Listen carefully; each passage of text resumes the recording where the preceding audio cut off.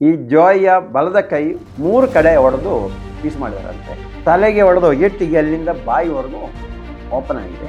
ಹೊಟ್ಟೆಯಿಂದ ಯಾವುದೋ ರೋಡ್ ಅಂದ್ರೆ ಯಾವುದೋ ಚುಚ್ಚಿಬಿಟ್ಟು ಆಕಳವರೆಗೂ ಪಾಸ್ ಆಗಿದೆ. ಸ್ನೇಹಿತರೆ, ನೇತ್ರಾವತಿ ತೀರದ ರಕ್ತ ಚರಿತ್ರೆಯ ಮತ್ತೊಂದು ಪುಟವನ್ನು ಇವತ್ತು ನಿಮ್ಮ ಮುಂದೆ ತೆರೆದಿಡೋಕ್ಕೆ ಪ್ರಯತ್ನ ಪಡ್ತಾ ಇದ್ದೇನೆ.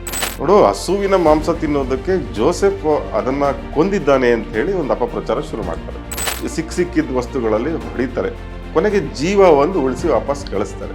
ಆದರೆ ಜಮೀನು ರೆಕಾರ್ಡ್ಸ್ ಆಗುವ ಮುನ್ನವೇ ಅದನ್ನು ಕೊಂಡ್ಕೊಳ್ಳೋದಿದೆಯಲ್ಲ, ಇದು ಅಕ್ರಮ ಮಾತ್ರ ಅಲ್ಲ, ಅನೈತಿಕ.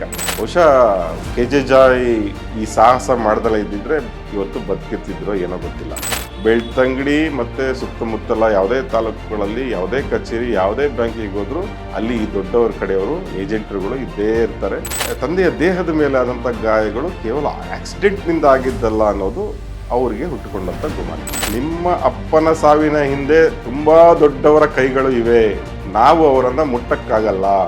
ನೋಡಿ, ಪೊಲೀಸರು ಆ ಗೊತ್ತಿನ ಮನೆ ಯಜಮಾನನ ಕರ್ಕೊಂಡ್ಬಂದು 2 ಬಾರಿಸಿದ್ರೆ ಅವನಿಗೆ ಕೊಲೆಗೆ ಕಾರಣ ಹೇಳ್ತಾ ಇದ್ದ. ಮತ್ತೆ ಇದನ್ನ ಮಾಡಿ ಅಂತ ಅವನಿಗೆ ಹೇಳಿದ್ರಲ್ಲ, ಅವ್ರ ಹೆಸರನ್ನು ಕೂಡ ಹೇಳ್ತಾರೆ.